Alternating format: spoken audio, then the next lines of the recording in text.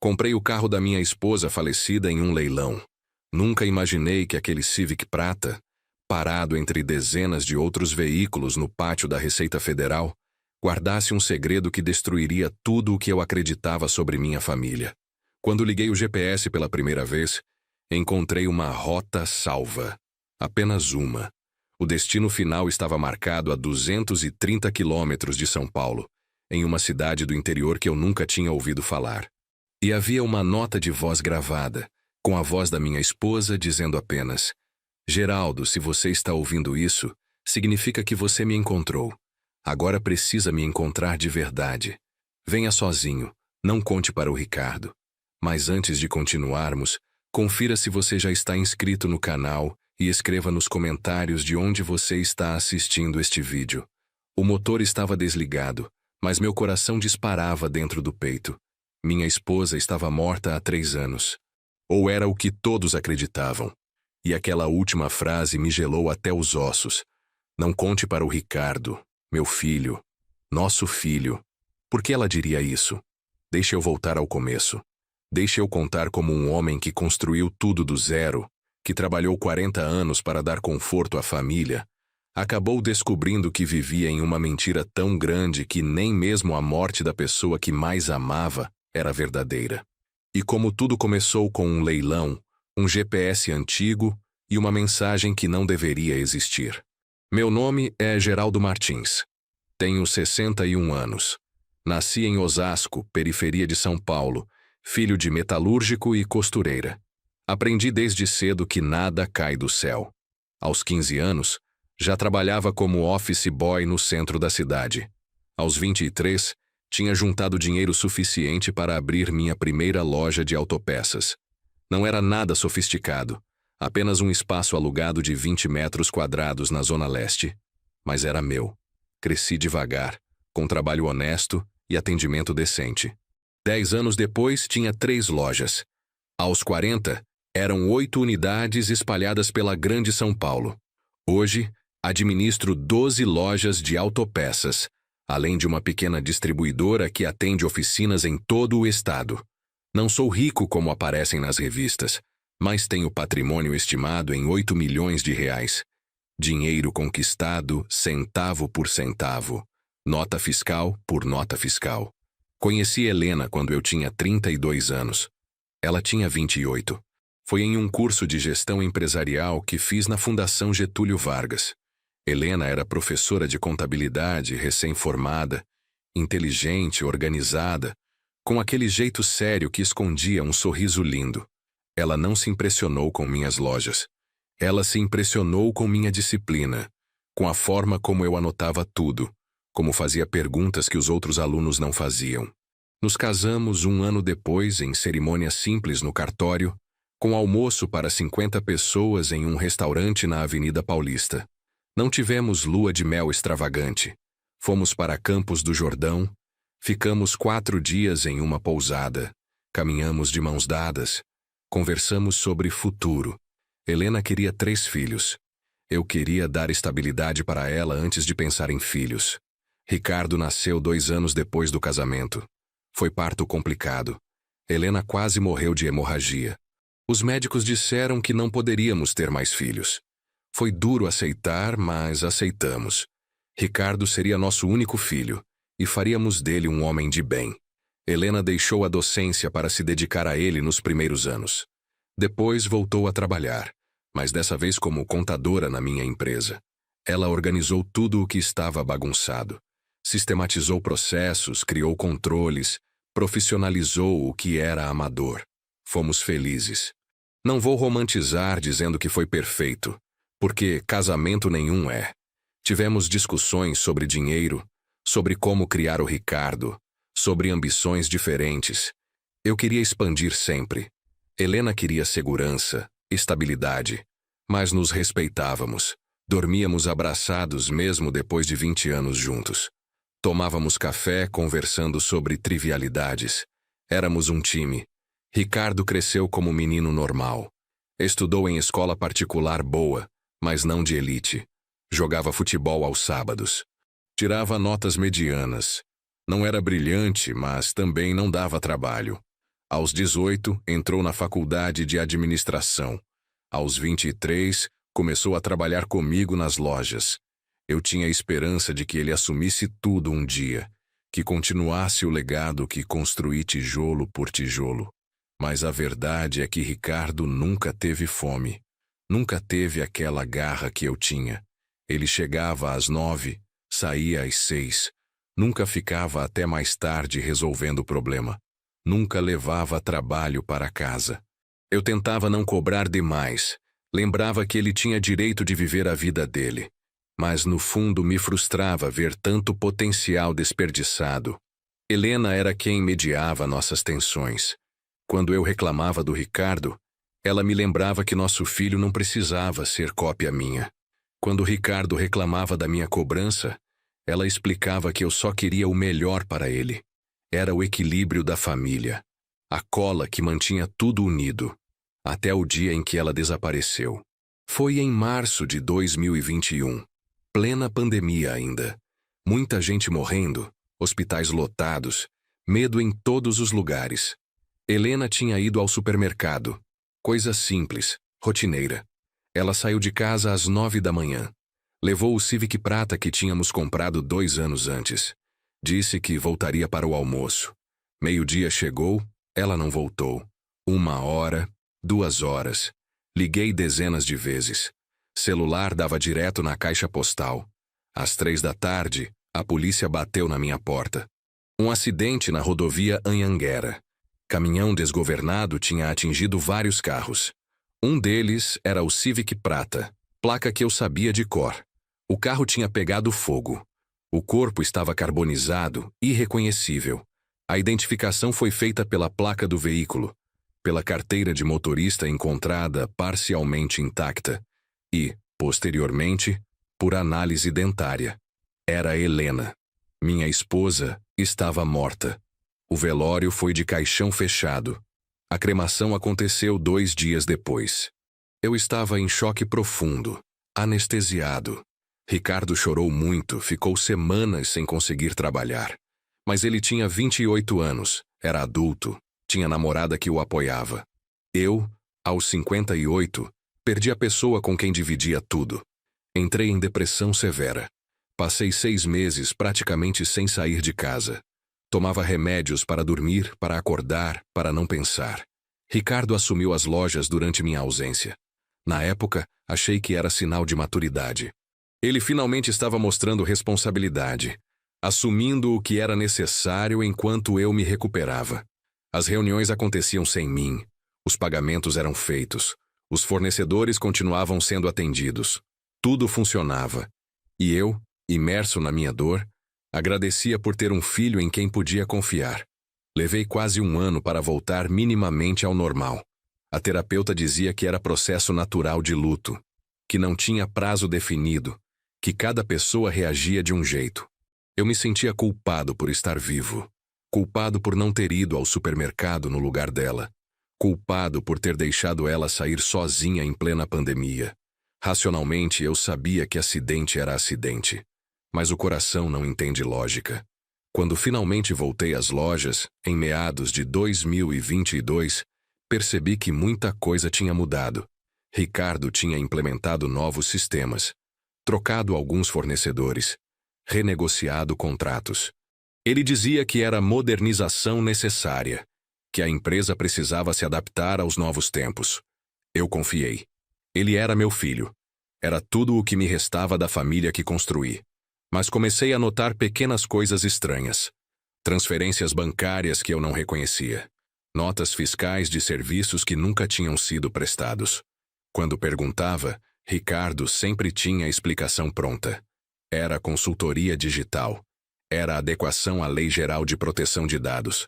Era investimento em tecnologia. Tudo fazia sentido na superfície. Mas alguma coisa me incomodava. Uma sensação ruim que eu não conseguia nomear. Comecei a investigar discretamente. Contratei um contador externo, de fora da empresa, para revisar os livros do último ano. O relatório que recebi me deixou em choque. Havia discrepâncias de quase R$ 1.200.000. Dinheiro que tinha saído da empresa sem justificativa clara. empresas fantasmas recebendo pagamentos, notas fiscais frias. Um esquema bem montado, mas não perfeito o suficiente para enganar quem realmente entendia do negócio. Confrontei Ricardo em uma tarde de quinta-feira. Estávamos sozinhos no escritório principal. Mostrei o relatório. Perguntei diretamente: onde está esse dinheiro? Ele ficou pálido, gaguejou.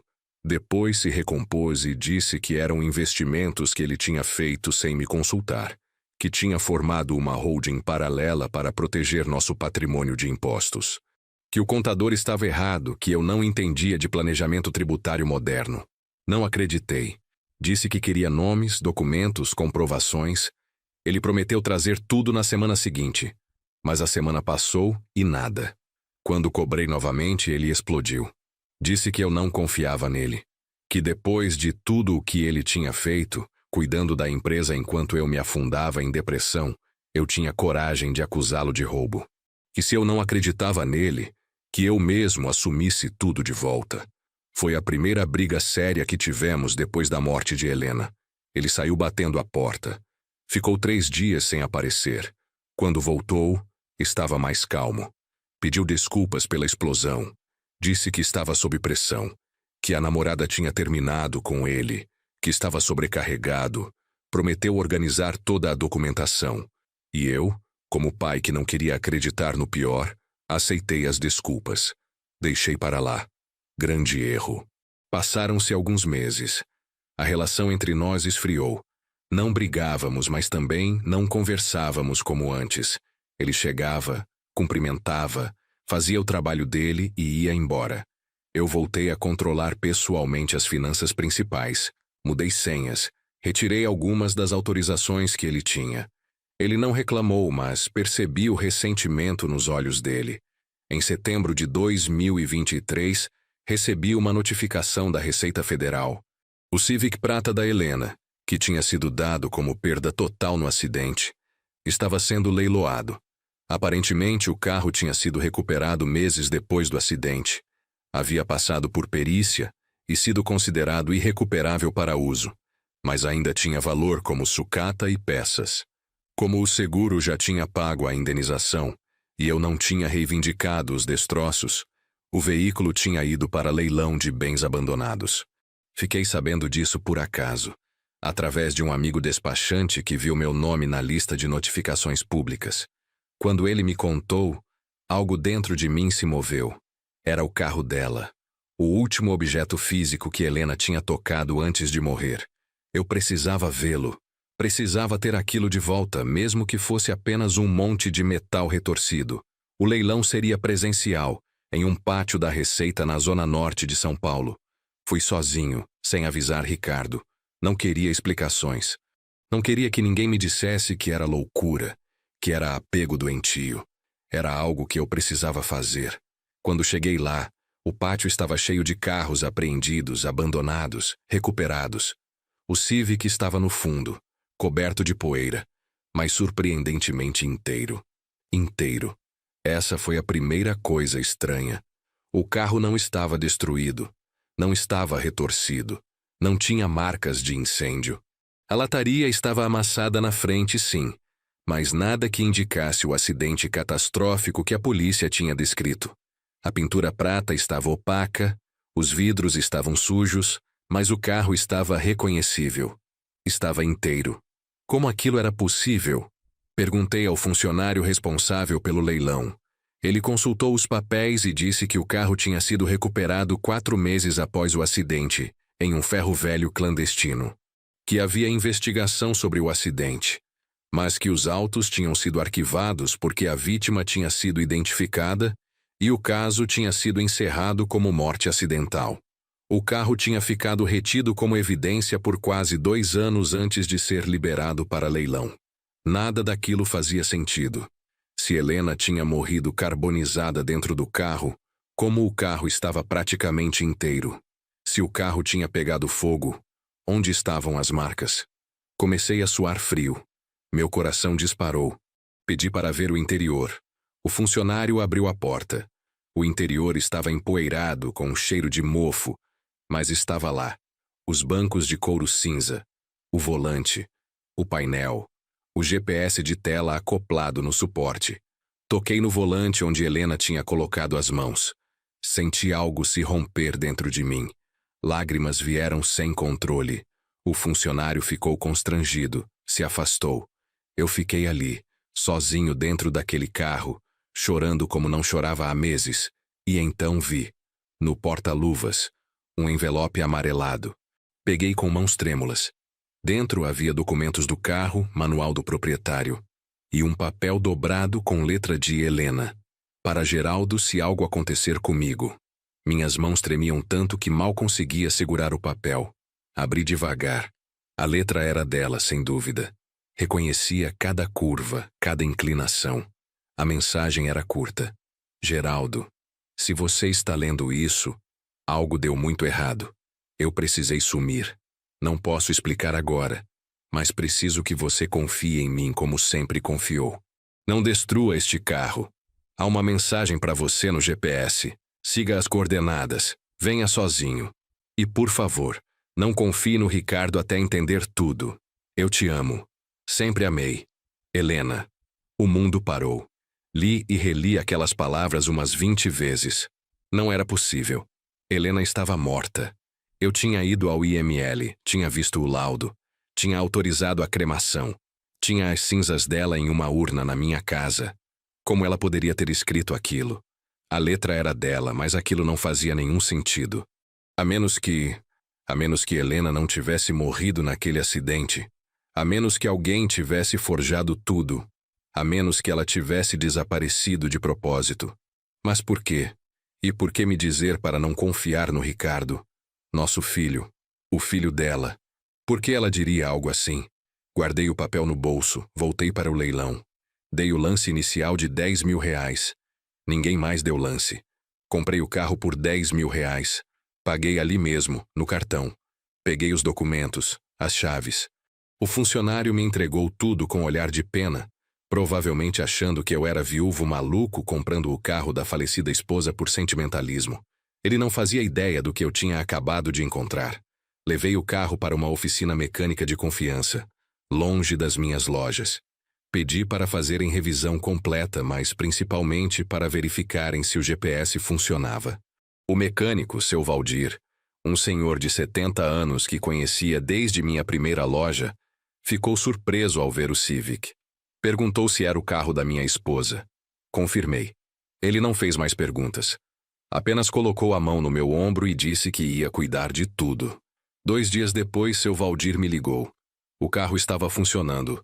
Motor precisou de ajustes, bateria nova, troca de fluidos, mas estava rodando. E o GPS estava operacional. Fui até lá imediatamente. Subi no carro ali mesmo na oficina. Liguei a ignição. O painel acendeu. O GPS inicializou. E lá estava. Uma rota salva. Apenas uma. Destino: Guapiara, interior de São Paulo, 230 quilômetros da capital. Cliquei na rota. Uma mensagem de áudio começou a tocar. Era a voz de Helena. Meu coração quase saiu pela boca. Geraldo, se você está ouvindo isso, significa que você me encontrou.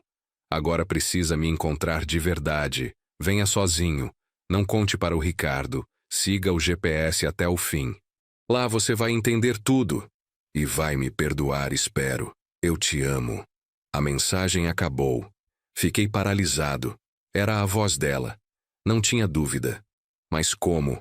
Quando ela tinha gravado aquilo? Por que ela tinha gravado aquilo? E por que me pedir para não contar para nosso filho? Nada, absolutamente nada daquilo fazia sentido. Mas eu tinha 2 opções. Ignorar tudo e continuar vivendo na dúvida, ou seguir aquela rota e descobrir a verdade, fosse ela qual fosse. Saí da oficina sem rumo definido. Dirigi pelas ruas de São Paulo no automático, processando tudo. Helena poderia estar viva. Minha esposa poderia estar viva há 3 anos, escondida, enquanto eu sofria, enquanto eu me culpava, enquanto eu quase morria de depressão. Como ela pôde fazer isso? Como ela pôde me deixar acreditar que ela estava morta? Que tipo de situação desesperadora faria alguém fingir a própria morte? E o recado sobre o Ricardo? Aquilo me corroía. Não confie no Ricardo. Por quê? O que meu filho tinha a ver com tudo isso? Ele tinha 25 anos quando Helena desapareceu. Era praticamente um menino ainda. Ele tinha chorado no velório. Tinha ficado destruído. Como ele poderia estar envolvido em algo? A menos que o dinheiro desviado da empresa tivesse relação com isso. A menos que Ricardo soubesse de algo que eu não sabia. A menos que Helena tivesse descoberto algo sobre nosso filho e precisado desaparecer por causa disso. Meu estômago embrulhou. Parei o carro no acostamento e vomitei. Não podia ser verdade. Não podia ser. Quando voltei para casa naquela noite, Ricardo estava lá. Ele tinha chave e às vezes aparecia para jantar. Perguntou onde eu tinha estado o dia todo. Menti. Disse que tinha ido resolver problemas em uma das lojas. Ele aceitou sem questionar. Jantamos em silêncio. Ele falou sobre alguma promoção que queria fazer. Eu ouvi sem prestar atenção. Minha cabeça estava em Guapiara, em Helena, em tudo o que não fazia sentido. Depois que Ricardo foi embora, sentei na sala com um copo de uísque. Olhei para a urna com as cinzas de Helena na estante. De quem eram aquelas cinzas? Se Helena estava viva, quem tinha morrido naquele acidente? Ou será que não tinha tido acidente nenhum? Será que tudo tinha sido forjado? Mas como? Como se forja um acidente, um corpo carbonizado, um laudo do IML? Precisava de respostas, mas também precisava de cuidado. Se havia algo errado, se havia alguém perigoso envolvido, eu não podia simplesmente sair contando para todo mundo. Precisava ir sozinho para Guapiara, como Helena tinha pedido. Precisava ver com meus próprios olhos se ela estava realmente lá. Depois decidiria o que fazer. Na manhã seguinte avisei no escritório que ia viajar por uns dias. Assuntos pessoais. Deixei Ricardo responsável, mas sem acesso às contas principais. Ele estranhou. Perguntou para onde eu ia. Disse que ia para o litoral, que precisava descansar. Ele ofereceu companhia. Agradeci, mas recusei. Disse que queria ficar sozinho. Ele não insistiu. Peguei o Civic cedo, às 6 da manhã de uma terça-feira. Abasteci, verifiquei os pneus, peguei água e alguns lanches. A viagem até Guapiara levaria aproximadamente 4 horas. Liguei o GPS. A rota estava lá. Apertei iniciar. A voz mecânica do aparelho começou a me guiar. Siga em frente por 15 quilômetros. Eu segui. Não tinha mais volta. A estrada era boa no começo. Rodovia Regis Bittencourt, sentido sul. Movimento normal de caminhões e carros. Eu dirigia no piloto automático, mãos no volante, olhos na pista, mente em outro lugar. Pensava em Helena, na primeira vez que a vi, no primeiro beijo, no dia do casamento, no nascimento do Ricardo, em cada momento bom que tivemos. Será que tudo tinha sido verdade? Ou havia mentiras que eu nunca percebi? Parei para abastecer novamente e tomar café em um posto próximo a Itapeva. O atendente era jovem, simpático. Perguntou se eu ia para Guapiara. Confirmei. Ele disse que era cidade pequena, tranquila, com muitas cachoeiras, lugar bonito para descansar. Sorri sem responder. Não estava indo para descansar. Estava indo atrás de um fantasma. Voltei para o carro. Mais uma hora de estrada. O GPS agora indicava estradas menores, vicinais. A paisagem mudou. Menos carros, mais verde, montanhas ao fundo. Era bonito de um jeito melancólico. O tipo de lugar onde alguém poderia desaparecer se quisesse. Onde ninguém faria perguntas. Onde a vida poderia recomeçar do zero. Guapiara apareceu no horizonte ao meio-dia. Cidade pequena, ruas de paralelepípedo no centro, casas simples, comércio local. Nada de especial. O GPS me levou para além do centro por uma estrada de terra. 5 quilômetros depois, a voz mecânica anunciou. Você chegou ao seu destino. Olhei ao redor. Uma casa pequena, de madeira, cercada por árvores. Havia fumaça saindo da chaminé. Alguém estava lá. Desliguei o motor. Fiquei sentado dentro do carro por alguns minutos, apenas olhando para a casa. Era simples. Varanda pequena na frente, telhado de 2 águas, janelas de madeira pintadas de branco. Um jardim modesto com flores. Tudo muito tranquilo, muito normal. Mas meu coração batia como se fosse explodir. Desci do carro. Caminhei devagar até a porta. Bati 3 vezes. Silêncio. Bati novamente. Escutei passos do outro lado. A porta se abriu. E lá estava ela. Helena, minha esposa. Viva. Mais magra, cabelos mais curtos, sem maquiagem, roupas simples. Mas era ela. Inconfundivelmente ela. Ela me olhou com lágrimas nos olhos. Eu não consegui falar. Apenas olhei, tentando entender se aquilo era real ou se eu tinha finalmente enlouquecido de vez. Ela deu um passo à frente. Tocou meu rosto. A mão estava quente. Real. Humana. Não era ilusão. Era ela. Geraldo, ela disse, e a voz era dela.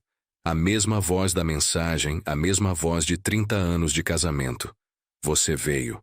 Eu sabia que você viria. Não consegui responder. Apenas entrei, as pernas bambas, e sentei na primeira cadeira que vi. Helena fechou a porta. Trouxe um copo de água. Sentou na minha frente. E esperou que eu falasse. Mas as palavras não vinham. Apenas lágrimas, silenciosas, enquanto eu tentava processar que minha esposa morta estava viva. Finalmente consegui falar. Minha voz saiu rouca, quebrada. Você está viva. Você está viva e me deixou acreditar por 3 anos que você estava morta. Por quê? Por que você faria isso comigo? Helena baixou os olhos. As lágrimas dela caíam também. Porque se eu não fizesse, eu estaria realmente morta. E você também, provavelmente. Do que você está falando? Minha voz subiu de tom. Raiva começava a misturar com o choque. Que tipo de explicação é essa? Você fingiu sua morte, me fez sofrer, me fez cremar um corpo que nem era seu, e agora diz que foi para me proteger? Me proteger de quê? Helena respirou fundo. Do Ricardo. As 2 palavras caíram como bomba entre nós. Fiquei em silêncio, esperando que ela continuasse. Nosso filho, Geraldo. Nosso filho não é quem você pensa que ele é. E eu descobri isso tarde demais. Descobri que ele estava planejando algo terrível. E quando ele percebeu que eu sabia, ele tentou me matar. Levantei da cadeira. Você está louca. Isso é loucura. O Ricardo nunca faria isso. Ele é nosso filho. Ele te ama. Ele ficou destruído com sua morte. Eu vi.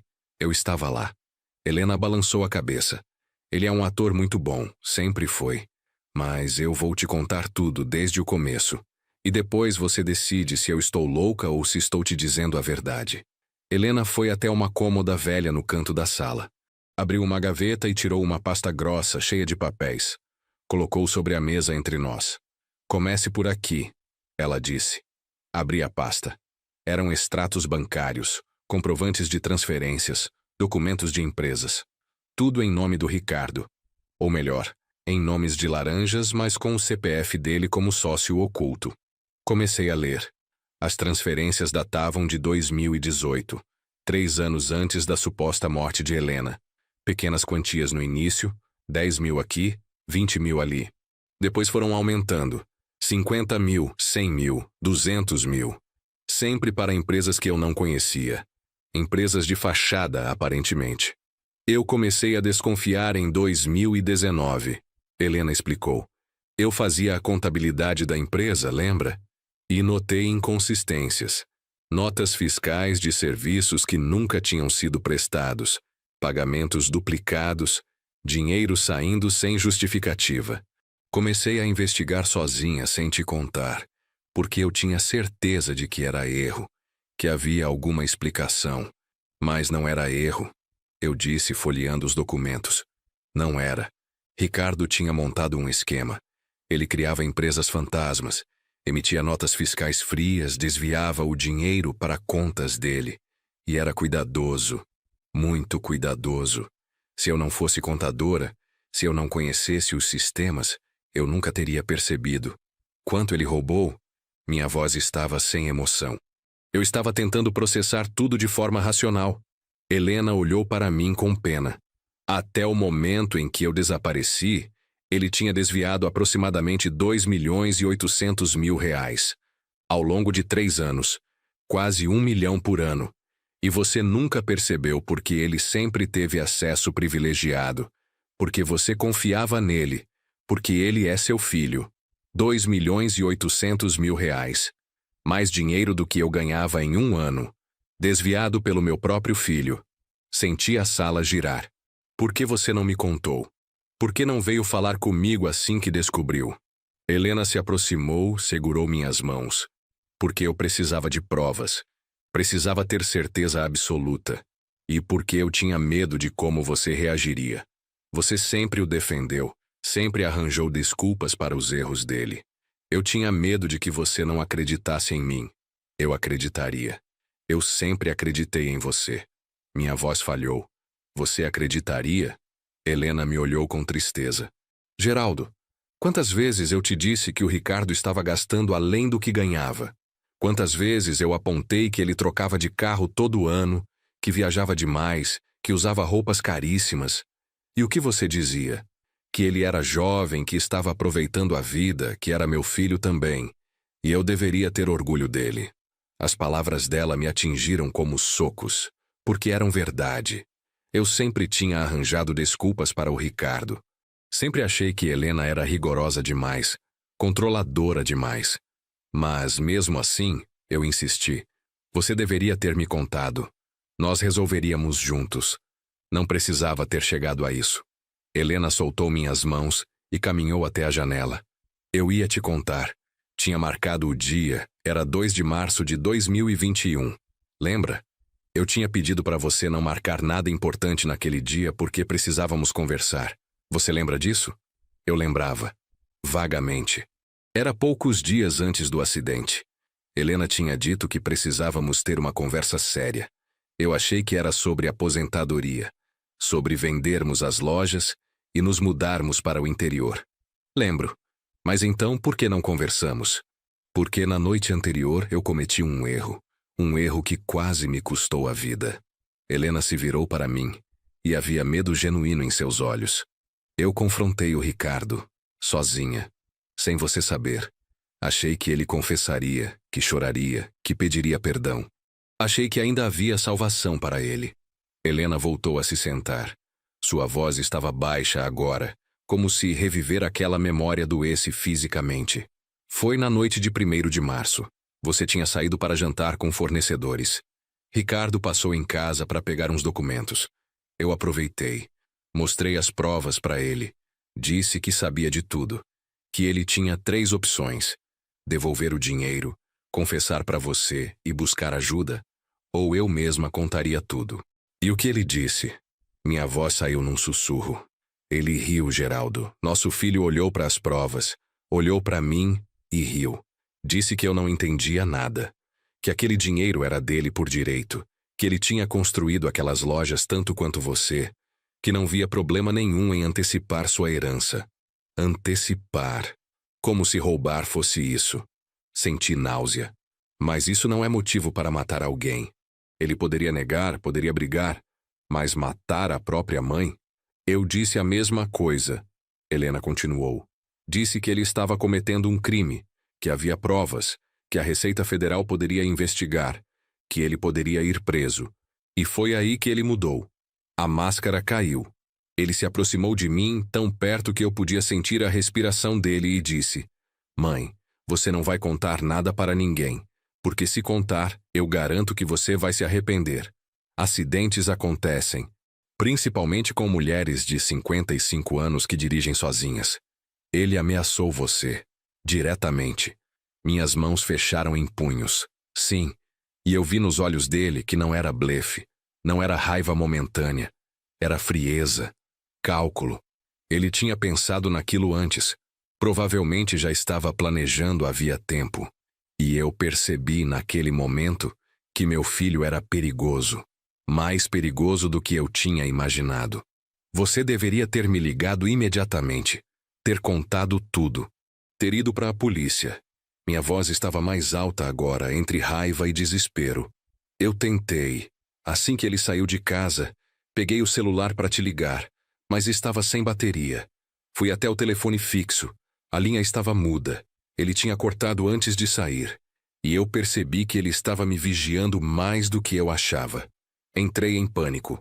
Peguei os documentos mais importantes, joguei numa mochila junto com algum dinheiro que eu tinha guardado em casa e saí. Para onde você foi naquela noite? Eu precisava entender a linha do tempo toda. Para um hotel barato na Zona Leste.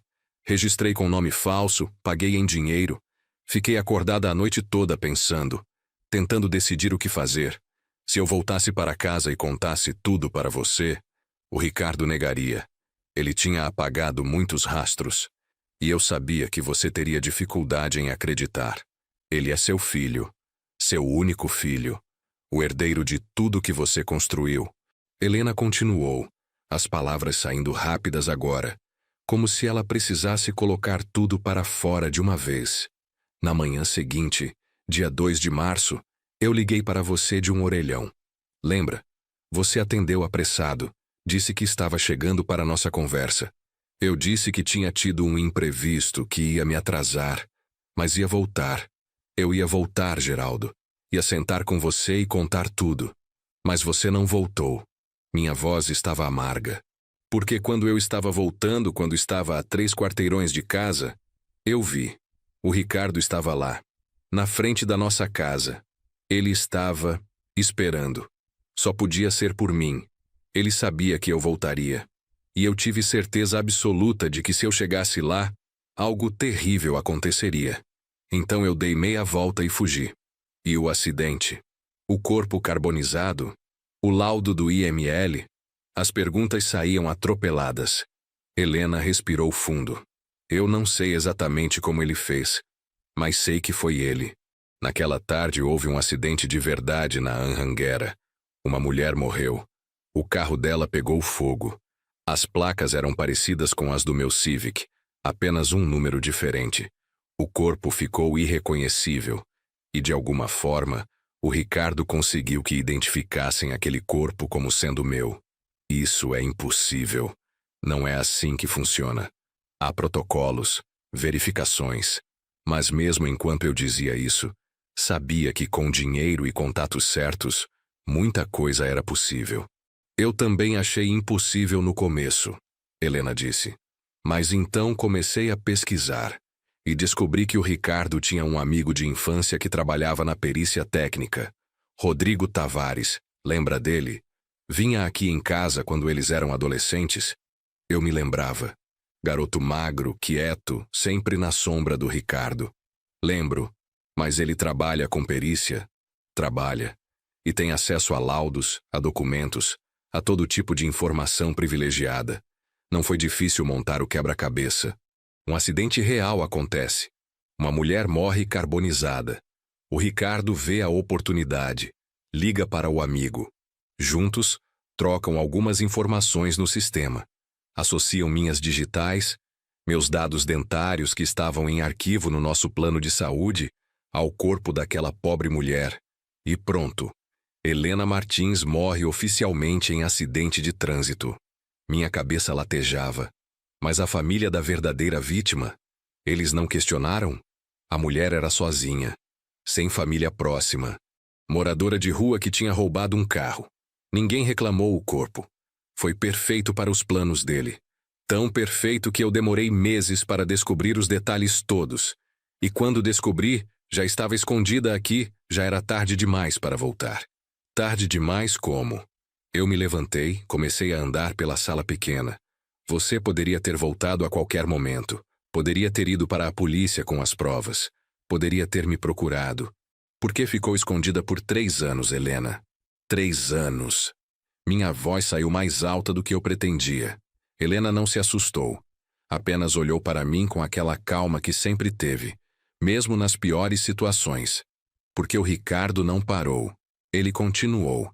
E eu precisava saber até onde ele iria.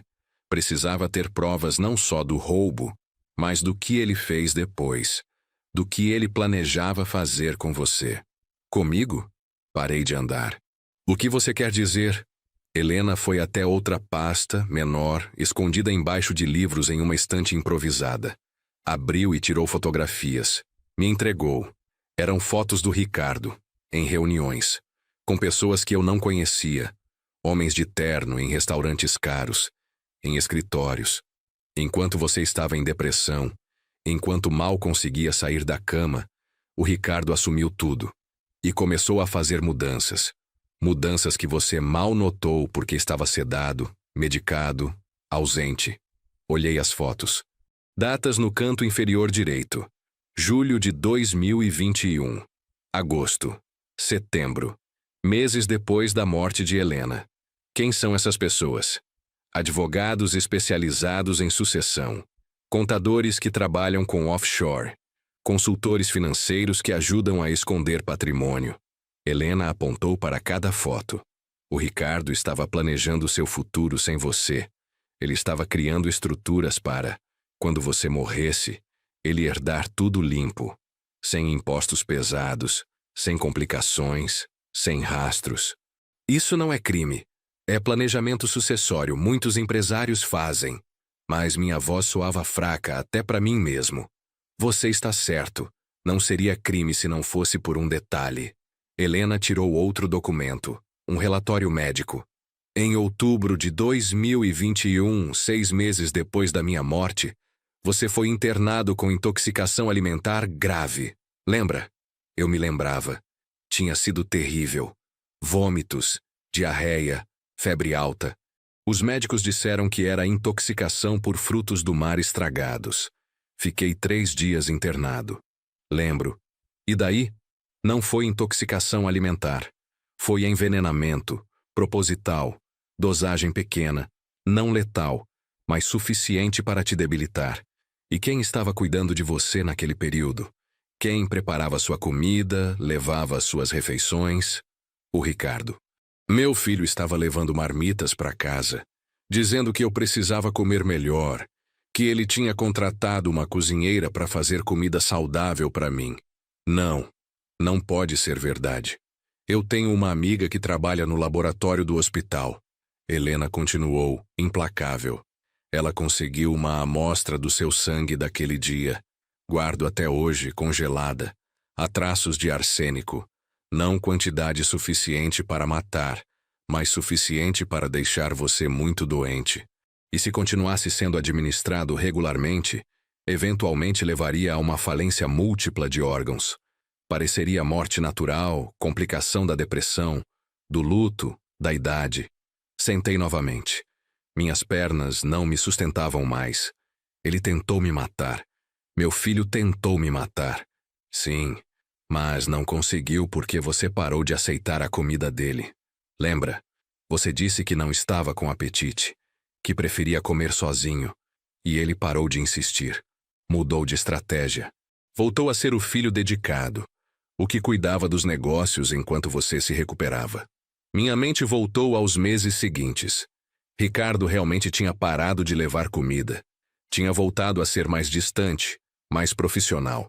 Na época, achei que ele tinha finalmente entendido que eu precisava de espaço. Mas, na verdade, ele tinha apenas pausado o plano, esperando a próxima oportunidade. Por que você não me contou nada? Por que não me procurou quando descobriu isso?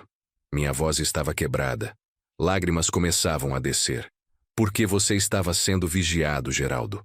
O Ricardo tinha colocado câmeras na sua casa, grampos no seu telefone. Ele monitorava tudo. Se eu aparecesse, se eu ligasse, ele saberia imediatamente. E mataria os dois. A essa altura, ele já tinha matado uma vez, já tinha envenenado o próprio pai. Ele não tinha mais limites. Helena se ajoelhou na minha frente, segurou meu rosto com as 2 mãos. Eu precisava esperar. Precisava juntar provas irrefutáveis. E precisava que você descobrisse por conta própria, sem que ele suspeitasse. Por isso o GPS. Por isso a mensagem no carro. Eu sabia que eventualmente o carro iria para leilão. Eu tinha programado tudo para que, se você o comprasse, encontrasse as pistas e viesse até mim. E se eu não tivesse comprado o carro? Se outra pessoa tivesse comprado? Minha voz estava baixa. Eu tinha planos alternativos, mas eu conhecia você, sabia que você compraria, porque você me amava e porque você nunca consegue deixar o passado ir embora completamente. Ela sorriu triste. É uma das coisas que eu sempre amei em você. Sua lealdade, mesmo que ela te machuque. Ficamos em silêncio por longos minutos. Eu processando, ela esperando. Finalmente perguntei: e agora? O que fazemos agora? Helena se levantou, voltou para a cadeira dela. Agora você tem uma escolha. Pode ir embora. Voltar para São Paulo. Fingir que nunca me encontrou. Continuar vivendo sua vida com o Ricardo, sabendo o que ele é, mas escolhendo ignorar. Muitos pais fazem isso. Escolhem os filhos mesmo sabendo que são monstros. Ou, eu já sabia qual seria a outra opção. Ou você me ajuda a expor ele, a juntar as provas finais que faltam, a garantir que ele pague pelo que fez, não só pelos roubos, mas pela tentativa de homicídio, pelo que ele fez com aquela mulher do acidente. Por tudo.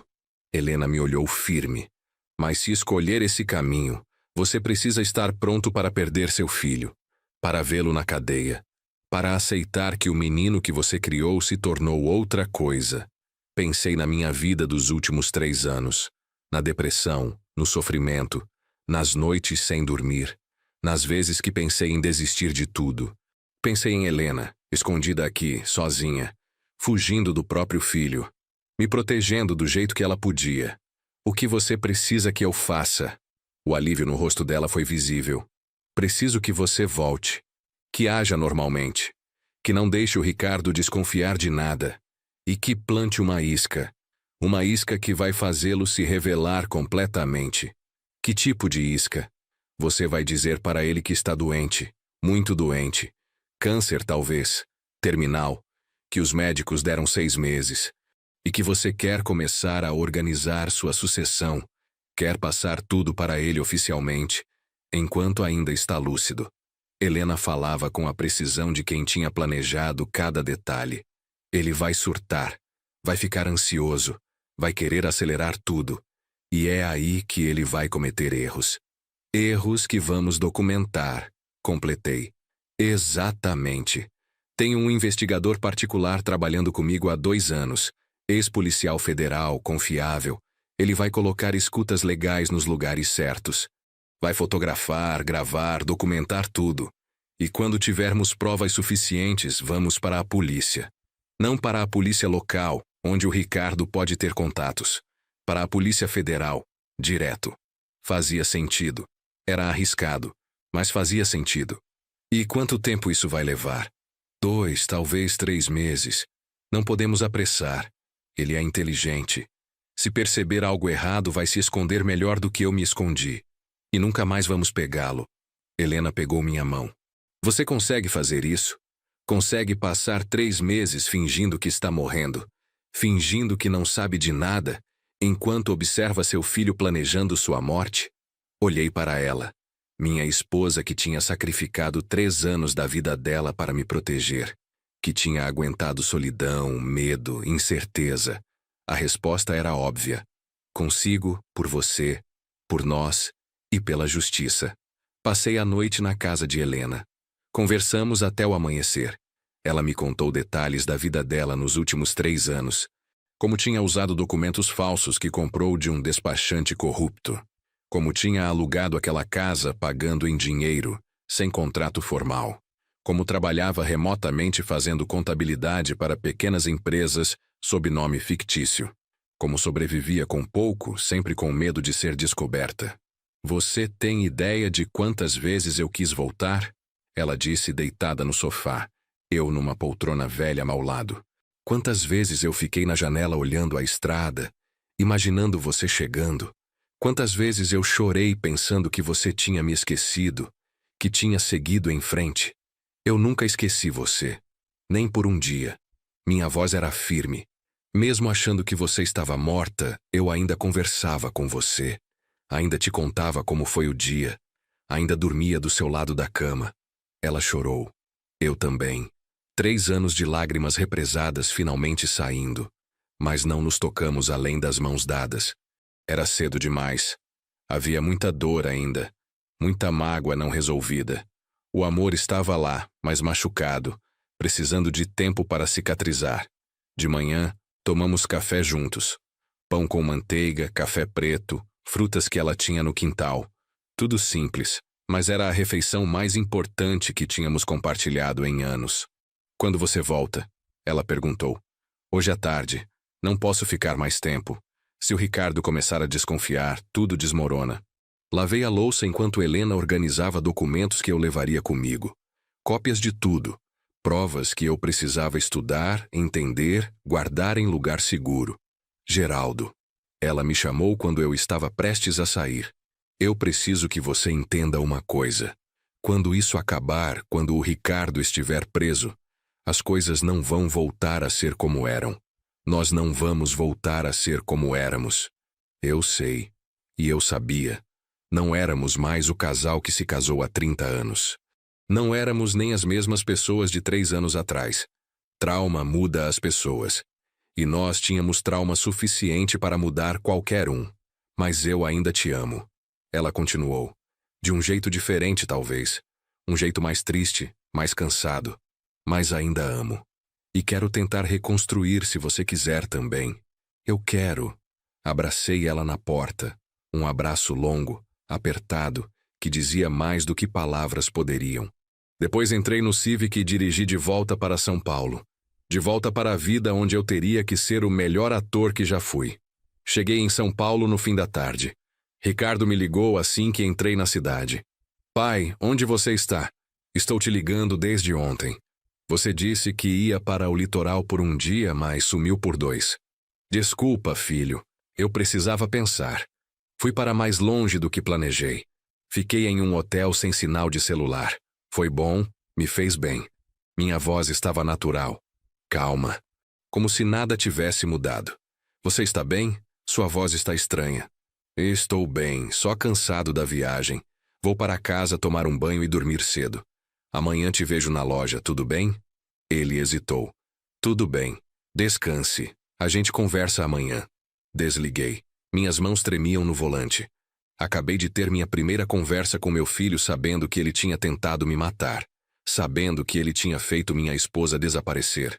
Sabendo que ele era capaz de qualquer coisa. E eu tinha que fingir normalidade. Tinha que ser convincente. Porque minha vida e a de Helena dependiam disso. Em casa guardei os documentos que Helena me deu em um cofre escondido no meu escritório. Lugar que Ricardo não conhecia. Que ninguém conhecia. Tomei banho demorado, tentando lavar a tensão. Depois sentei na sala com a urna que supostamente continha as cinzas de Helena e ri. Um riso amargo, sem alegria. De quem eram aquelas cinzas? Da mulher do acidente? Ou era apenas cinza qualquer que Ricardo tinha colocado ali para completar a farsa? Na manhã seguinte, fui para a loja principal. Ricardo já estava lá, como sempre. Sorriso no rosto, terno impecável, cabelo penteado. A imagem do filho perfeito. Bom dia, pai. Dormiu bem? Bem. E você? Como foram as coisas por aqui? Sentei na minha mesa. Ele sentou na cadeira em frente. Tranquilo. Nada demais. Mas precisamos conversar sobre expansão. Tenho uma proposta para abrir mais 2 lojas, uma em Campinas e outra em Santos. Os números são bons. Posso te mostrar. Claro, mas antes, eu preciso te contar uma coisa. Respirei fundo, preparando para a mentira que mudaria tudo. Eu fui ao médico semana passada. Fiz aqueles exames de rotina que você vive me cobrando. Vi a postura dele mudar sutilmente. Ficou mais atento. E, está tudo bem? Não, não está. Fiz uma pausa, olhando para baixo. Eles encontraram um tumor, no pâncreas. Avançado. O silêncio que se seguiu foi pesado. Quando olhei para cima, vi algo nos olhos do Ricardo que me gelou. Não era tristeza, não era preocupação, era expectativa, quase esperança. Quanto tempo? Ele perguntou, voz controlada. 6 meses, talvez menos. Os médicos foram claros. Não há tratamento eficaz nesse estágio. Só cuidados paliativos. Outra mentira, mas necessária. Ricardo se levantou, deu a volta na mesa, colocou a mão no meu ombro. O toque me deu arrepios. Pai, eu não sei o que dizer. Vamos buscar segunda opinião, terceira. Tem tratamentos experimentais. A gente tem dinheiro, tem recursos. Já busquei. 3 médicos diferentes. Todos disseram a mesma coisa. Segurei a mão dele, apertei, forcei lágrimas. Eu preciso começar a organizar as coisas, Ricardo. Preciso garantir que você vai ficar bem, que a empresa vai ficar bem. Não fala assim. Você não vai morrer. Você é forte. Sempre foi. Mas os olhos dele diziam outra coisa. Os olhos dele estavam calculando, planejando. Eu quero começar a transferir tudo para você, oficialmente. Quero te fazer sócio majoritário enquanto ainda estou lúcido. Quero ter certeza de que tudo está organizado. Cada palavra era uma isca. Uma isca que ele estava mordendo. Se é isso que você quer, pai, se vai te dar paz, a gente faz. Ele voltou para a cadeira dele. Mas não vamos ter pressa. Vamos fazer tudo direito, com advogados, com planejamento. Exatamente. Eu já marquei reunião com um advogado especialista em sucessão para a semana que vem. Quero que você esteja lá. Vamos começar a passar tudo para o seu nome. Ações, propriedades, contas, tudo. Vi o brilho nos olhos dele. Era a oportunidade que ele estava esperando. E ele ia acelerar. Ia fazer movimentos, ia se expor, exatamente como Helena tinha previsto. Os dias seguintes foram os mais difíceis da minha vida. Fingir fraqueza, fingir medo da morte. Fingir que confiava completamente no Ricardo enquanto ele orquestrava minha sucessão. O investigador que Helena tinha contratado, um homem chamado Walter, ex-delegado da Polícia Federal, instalou escutas autorizadas judicialmente em lugares estratégicos. Minha casa, meu escritório, o carro do Ricardo. Helena tinha conseguido a autorização através de um juiz federal que ela conhecia, apresentando as provas preliminares que tinha. Não era o suficiente para prender o Ricardo ainda, mas era suficiente para a investigação oficial. Walter me ligava todos os dias, usando número criptografado, me atualizando. Ele ligou para o Rodrigo Tavares. Conversaram sobre acelerar uns processos, sobre eliminar riscos. Eliminar riscos, eu repetia, sabendo que o risco era eu. Meu filho estava planejando mais uma vez me matar, mas desta vez nós estávamos ouvindo, estávamos documentando, e ele não fazia ideia. Uma semana depois do meu anúncio falso sobre o câncer, Ricardo chegou em casa com uma mala. Pai, eu vou ficar aqui com você por um tempo. Você não pode ficar sozinho. Precisa de alguém cuidando. Meu estômago embrulhou. Ele dentro da minha casa, 24 horas por dia, 7 dias por semana. Mas não podia recusar sem levantar suspeitas. Não precisa, filho. Eu estou bem. Eu insisto. Você é meu pai. Deixa eu cuidar de você. E ele ficou. Instalou-se no quarto de hóspedes. Começou a cozinhar para mim. E eu, sabendo o que ele tinha feito antes, tinha que comer a comida que ele preparava. Porque Walter tinha instalado câmeras na cozinha. Porque precisávamos pegá-lo no ato. Mas eu não comia tudo. Comia o suficiente para parecer real. Mas depois guardava amostras em potes esterilizados que mandava para Walter analisar. E nas análises, começamos a encontrar substâncias. Não arsênico desta vez. Ele tinha aprendido. Agora era warfarina, um anticoagulante usado em veneno de rato. Doses pequenas que fariam parecer que eu estava com sangramentos internos. Complicações do câncer. Ele está envenenando você de novo. Walter me disse numa ligação noturna quando o Ricardo estava dormindo. Mas agora temos provas. Temos as amostras. Temos ele comprando o veneno em vídeo numa loja de agropecuária em Mogi das Cruzes. Usou nome falso, mas a câmera de segurança pegou o rosto dele. Quanto tempo mais? Eu estava exausto, física e emocionalmente. 2 semanas precisamos dele tentando acessar suas contas, tentando finalizar as transferências. Precisamos de crime consumado, não só tentativa. Aguenta mais 2 semanas, Geraldo. 2 semanas comendo comida envenenada. 2 semanas dormindo na mesma casa que meu assassino. 2 semanas fingindo fraqueza crescente enquanto ele sorria, solícito, me dando remédios que não eram remédios. Helena ligava à noite do telefone de Walter, sempre preocupada. Você está pálido. Está mais magro. E isso está te matando. Estou tomando os antídotos que Walter mandou. Estou aguentando. Mais alguns dias. Mas ela tinha razão. Eu estava ficando doente de verdade. Não do veneno que estava sendo neutralizado, mas do estresse, da tensão, de viver com medo 24 horas por dia. Na reunião com o advogado especialista em sucessão, que também estava cooperando com a investigação, Ricardo mostrou sua verdadeira natureza. Quando o advogado questionou certos movimentos que ele queria fazer, certas transferências apressadas, Ricardo foi firme. Meu pai está morrendo. Não temos tempo para burocracias desnecessárias. Eu preciso assumir controle total agora. Mas, senhor Martins, o advogado se dirigiu a mim. O senhor tem certeza de que quer fazer tudo isso tão rapidamente? É muito patrimônio para transferir de uma vez. Antes que eu pudesse responder, Ricardo interveio. Ele tem certeza. Não tem, pai. O tom era quase ameaçador. Tenho, respondi. Faça como meu filho está pedindo. Eu confio nele. O advogado finalizou os documentos conforme Ricardo instruiu, mas tudo era parte do plano. Cada papel assinado, cada transferência autorizada, estava sendo documentada. Walter tinha até conseguido autorização para gravar as reuniões. Tínhamos Ricardo em vídeo pressionando para acelerar processos, manipulando situações, demonstrando uma urgência que não fazia sentido para alguém que genuinamente se importava com o pai moribundo. Naquela noite, depois da reunião, Ricardo comemorou. Abriu uma garrafa de uísque caro. Serviu 2 copos.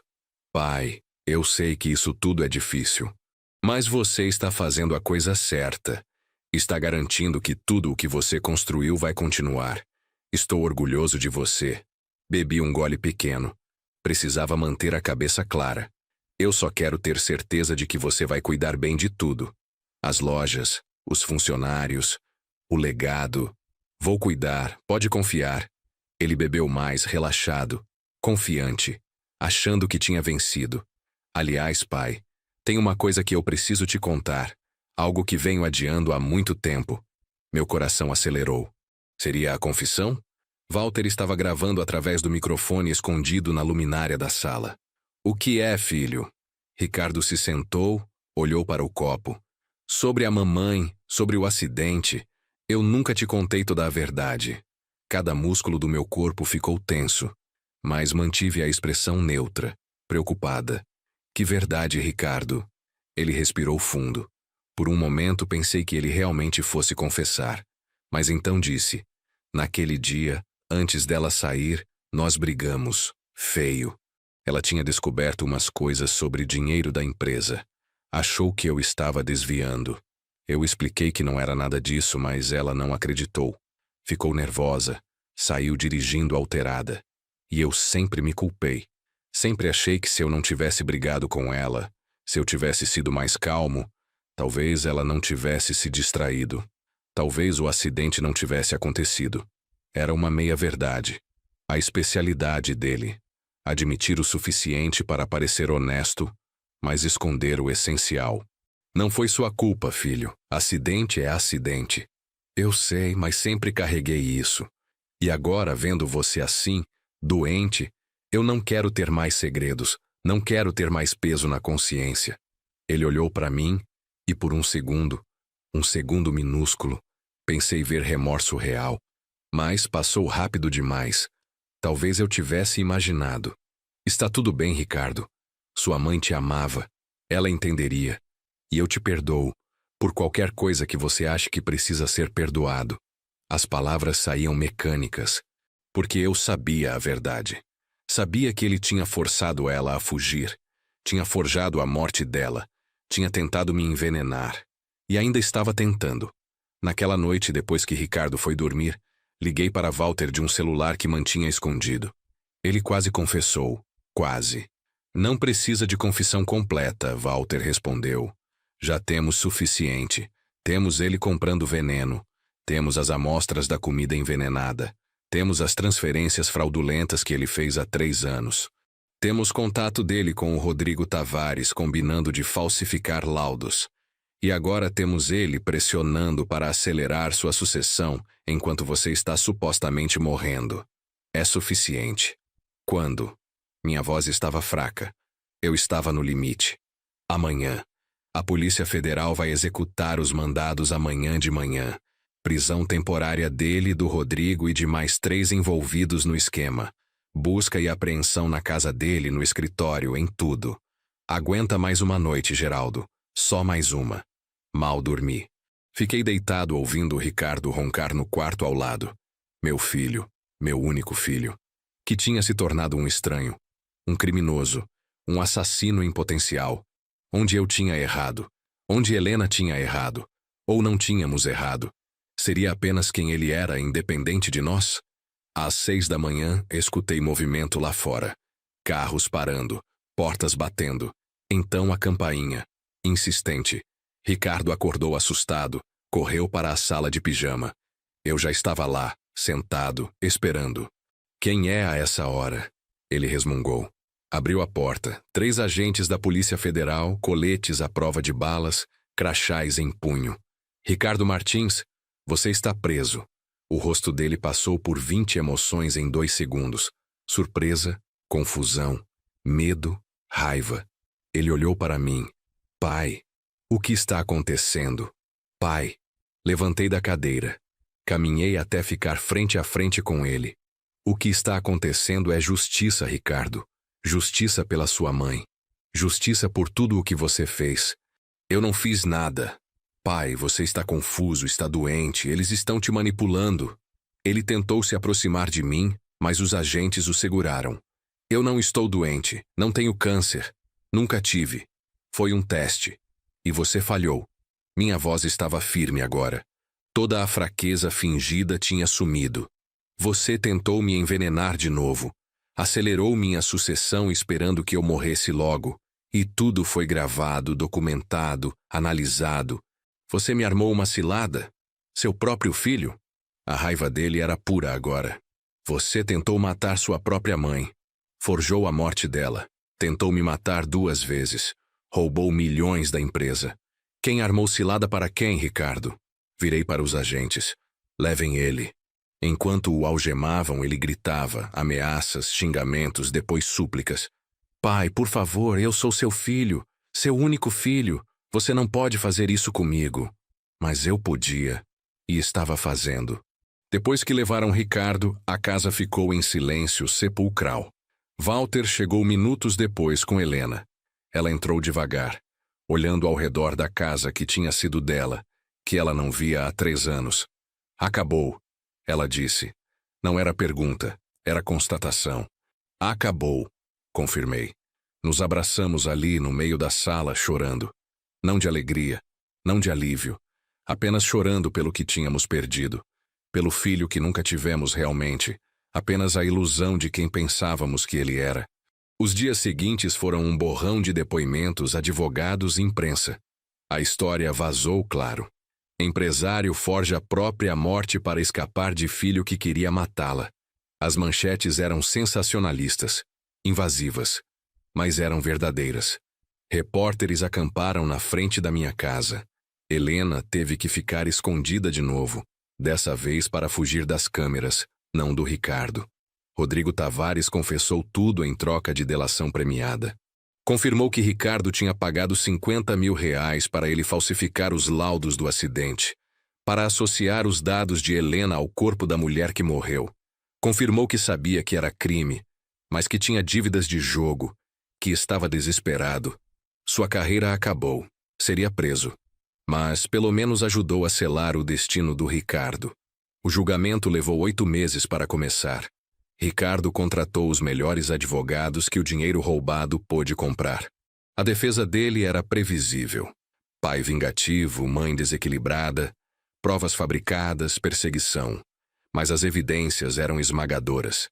Vídeos dele comprando veneno, análises químicas da comida, gravações das conversas com Rodrigo, documentos das transferências fraudulentas. Tudo meticulosamente documentado. Helena teve que testemunhar. Foi a parte mais difícil. Ela subiu ao banco das testemunhas e olhou para o filho pela primeira vez em 3 anos. Ricardo a encarou de volta, e pela primeira vez desde que tudo começou, eu vi algo além de cálculo nos olhos dele. Vi mágoa. Talvez até amor distorcido. Por que você me abandonou? Ele perguntou quando teve chance de questionar. Eu era seu filho. Você simplesmente me deixou. Helena respirou fundo. Eu não te abandonei, Ricardo. Eu fugi de você. Porque você tinha se tornado alguém que eu não reconhecia mais. Alguém que era capaz de me machucar. E eu escolhi sobreviver. Você me transformou nisso. A voz dele subiu. Vocês dois sempre me cobrando, sempre esperando que eu fosse perfeito, sempre me comparando com o pai que construiu o império do zero. Eu nunca fui suficiente. Você era suficiente, Helena disse, lágrimas descendo. Sempre foi. Mas você queria mais, queria tudo. E estava disposto a nos matar para conseguir. O júri deliberou por 12 horas. Quando voltaram, o veredicto era unânime. Culpado em todas as acusações. Tentativa de homicídio qualificado por 2 vezes.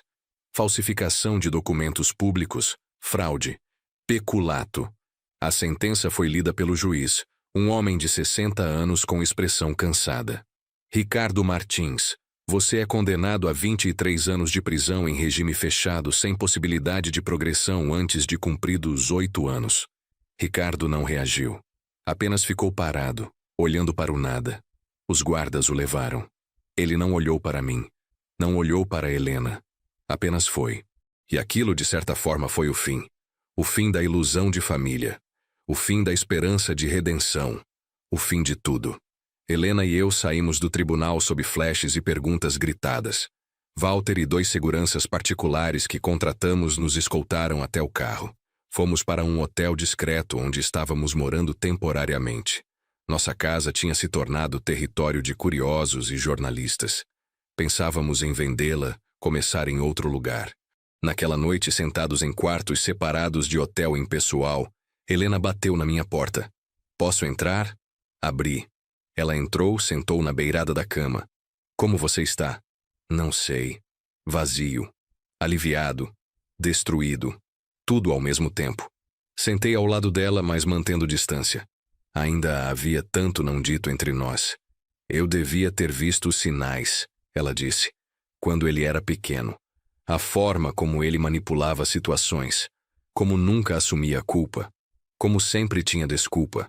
Mas eu ignorei porque ele era meu filho. Porque mães sempre acham que podem consertar, que amor é suficiente. Não foi culpa sua. Nem minha. Algumas pessoas simplesmente são assim. Mas eu não acreditava completamente nas minhas próprias palavras. Sempre haveria dúvida. Sempre haveria a pergunta, e se? O que a gente faz agora? Helena perguntou. Como a gente segue em frente disso? Pensei por longo tempo. Acho que a gente começa reconhecendo que não somos mais quem éramos. Que 3 anos mudaram você. Que descobrir tudo isso mudou eu. E que talvez não seja sobre voltar ao que era, mas sobre construir algo novo. Você ainda me quer na sua vida? Mesmo depois de tudo? Mesmo eu tendo sumido? Tendo te deixado sofrer? Sua voz estava vulnerável. Você me salvou. Se não tivesse feito o que fez, nenhum de nós dois estaria aqui. O Ricardo teria conseguido. Então sim, eu te quero na minha vida. Mas diferente. Mais devagar. Com honestidade que a gente nunca teve antes. Peguei a mão dela. Vamos tentar de novo? Ela apertou minha mão. Vamos tentar. Nos meses seguintes começamos terapia de casal. Algo que nunca tínhamos feito antes porque sempre achamos que éramos fortes o suficiente para resolver tudo sozinhos. Mas não éramos. Ninguém é. Trabalhamos através da raiva, do ressentimento, da dor. Helena com culpa de mãe que não conseguiu salvar o filho. Eu com culpa de pai que não viu quem o filho realmente era. Vendemos a casa em São Paulo. Muitas memórias ruins. Compramos uma casa menor em cidade do interior, perto de onde Helena tinha se escondido. Irônico, talvez, mas aquele lugar tinha se tornado refúgio para ela, e ela queria manter alguma conexão. Eu reestruturei as lojas, coloquei gerentes de confiança, me afastei do operacional. Aos 62 anos, estava finalmente me aposentando. De verdade. Helena voltou a trabalhar. Não como contadora da minha empresa, mas oferecendo consultoria para pequenos negócios da região. Ela precisava de identidade própria, De propósito que não dependesse de mim. E eu apoiei. Porque pela primeira vez, eu entendia que casamento saudável não é duas pessoas vivendo uma para a outra, mas duas pessoas completas escolhendo viver juntas. Ricardo nos escreveu da prisão 6 meses após a condenação. Uma carta longa, confusa, cheia de raiva e ao mesmo tempo de súplicas. Dizia que éramos culpados, que o mundo era culpado, mas ao mesmo tempo pedia que fôssemos visitá-lo. Helena leu e rasgou. Eu guardei. Não sei porquê. 1 ano depois da prisão de Ricardo, decidimos fazer algo que nunca tínhamos feito. Uma viagem longa, sem prazo para voltar. Compramos uma van, adaptamos com cama e cozinha pequena e pegamos a estrada. Conhecemos o Brasil de norte a sul. Praias desertas no Nordeste. Chapada dos Veadeiros em Goiás. Pantanal no Mato Grosso. Cada lugar era um passo a mais para longe do trauma. Um passo a mais para reencontrar quem éramos, ou quem poderíamos ser. Em uma praia no Ceará, depois de assistir ao pôr do sol, Helena disse: "Sabe o que eu aprendi com tudo isso? Que sobrevivência não é suficiente. A gente sobreviveu, Geraldo, os dois, mas agora a gente precisa aprender a viver de novo, de verdade." "E você está conseguindo? Viver de verdade?" Perguntei. "Alguns dias sim, alguns dias não. Tem dias que eu acordo e esqueço tudo por alguns segundos. Acordo feliz. E então lembro. Lembro que meu filho está preso. Lembro de tudo que ele fez, que eu fiz, que a gente perdeu. E nesses dias é difícil respirar." Ela olhou para mim. "Mas estar aqui com você ajuda. Saber que a gente sobreviveu juntos ajuda." Segurei a mão dela. "A gente vai ficar bem. Não sei quando. Não sei como. Mas vai." E eu acreditava nisso. Ou pelo menos estava aprendendo a acreditar. 2 anos após a condenação, recebemos notícia de que Ricardo tinha tentado suicídio na prisão. Não conseguiu. Foi impedido por outros detentos, ironicamente. Ficou em observação psiquiátrica por 30 dias. O sistema prisional nos notificou, perguntou se queríamos visitá-lo. Helena disse não imediatamente. Eu hesitei. "Você quer ir?" ela disse. Não era acusação, era observação. Não sei, parte de mim quer. A parte pai. A parte que ainda lembra do menino de 5 anos pulando na minha cama de manhã. Do adolescente me pedindo conselho sobre a primeira namorada. Mas outra parte sabe que ele não é mais aquele menino. Nunca foi, talvez. Se você for, eu entendo. Mas eu não posso ir. Ainda não. Talvez nunca. Helena estava firme. Ele tentou me matar, Geraldo. E por mais que eu tente perdoar, por mais terapia que eu faça, ainda acordo com pesadelos de estar afundando naquela água, vendo o iate se afastando, vendo meu filho me abandonando para morrer. Você não precisa me explicar. Eu entendo. E não vou. Não ainda. Porque no fim, minha lealdade era com ela. Com a mulher que tinha sacrificado tudo para nos salvar. Não com o filho que tinha tentado nos destruir. Mas a tentativa de suicídio me afetou mais do que eu admiti para Helena. Comecei a ter insônia. Ficava acordado pensando em como chegamos ali. Em pequenos momentos da infância do Ricardo que talvez tivessem sido sinais. O cachorro do vizinho que apareceu envenenado quando Ricardo tinha 12 anos. O colega de escola que foi acusado de roubo por algo que depois descobrimos que Ricardo tinha feito. A namorada dele aos 18 anos que terminou e semanas depois teve o carro vandalizado. Eram pequenas coisas que, isoladas, pareciam coincidências, mas juntas pintavam um retrato de alguém com padrão de comportamento. Alguém que não sentia empatia, que não se importava com consequências para outros. Sociopata, o psiquiatra tinha dito durante o julgamento. Transtorno de personalidade antissocial. Palavras clínicas para algo muito mais simples e muito mais assustador. Meu filho era capaz de fazer mal sem remorso. Conversei sobre isso com meu próprio terapeuta. Você está buscando respostas que não existem, ele me disse. Você quer encontrar o momento exato onde tudo deu errado para poder consertar mentalmente. Mas não funciona assim. Algumas pessoas nascem com predisposição. Outras desenvolvem por trauma. Muitas vezes é combinação impossível de desemaranhar. Mas eu deveria ter feito algo. Deveria ter visto, insisti. Você fez o que pôde com a informação que tinha na época. Culpa não vai mudar nada. Só vai consumir você. 3 anos após tudo, Helena e eu estávamos diferentes. Não apenas mais velhos fisicamente, mas diferentes por dentro. Mais silenciosos, mais cuidadosos, mais conscientes da fragilidade de tudo. Comemoramos nosso 33º aniversário de casamento com um jantar simples em casa. Fizemos comida juntos, abrimos vinho, brindamos. Ao que sobrevivemos, Helena disse erguendo a taça. Ao que ainda vamos viver, eu complementei. Rimos. Um riso pequeno, contido, mas genuíno. Estava voltando aos poucos. A capacidade de rir, de sentir leveza, de existir sem peso constante no peito. Não era como antes. Nunca seria. Mas era algo. Aquela noite, deitados juntos pela primeira vez em anos, havíamos dormido em quartos separados desde a prisão do Ricardo, cada um precisando de seu próprio espaço. Helena disse, eu te perdoei, sabia? Perdoou o quê? Perguntei genuinamente confuso. Por não ter visto. Por ter defendido ele quando eu levantava dúvidas. Por ter confiado cegamente. Eu te culpei muito tempo. Mas agora entendo que você estava fazendo o que qualquer pai faria. Você amava seu filho. Não é crime. Ela tocou meu rosto. E espero que você me perdoe por ter sumido. Por ter te deixado sofrer. Por ter escolhido aquele caminho. Já perdoei há muito tempo. E era verdade.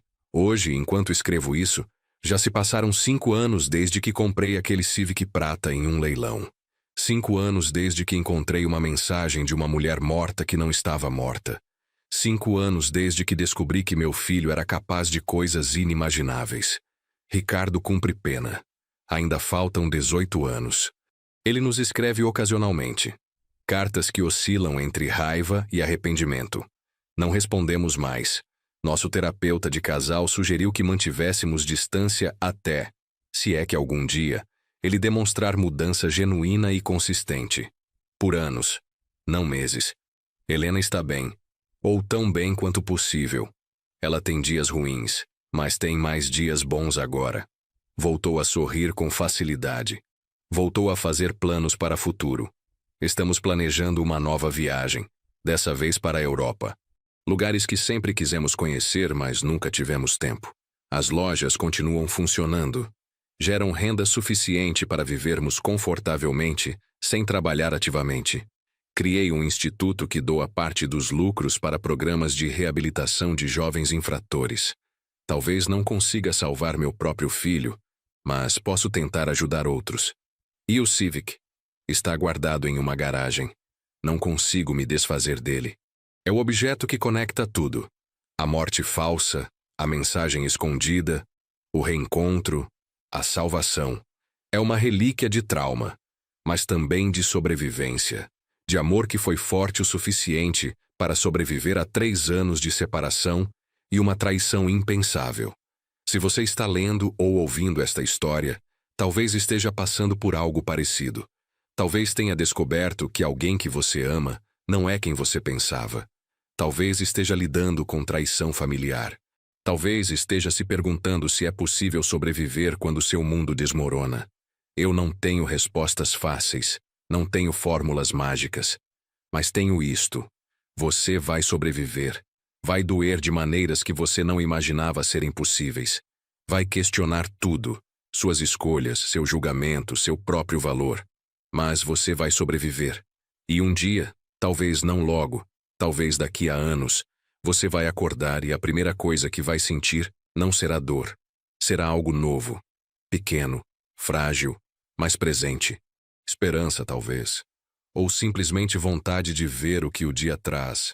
E isso, descobri, é suficiente para recomeçar. Meu nome é Geraldo Martins. Tenho 66 anos. Comprei o carro da minha esposa falecida em um leilão. O GPS guardava uma mensagem dela. E essa mensagem salvou nossas vidas e destruiu uma família ao mesmo tempo. Mas estamos aqui.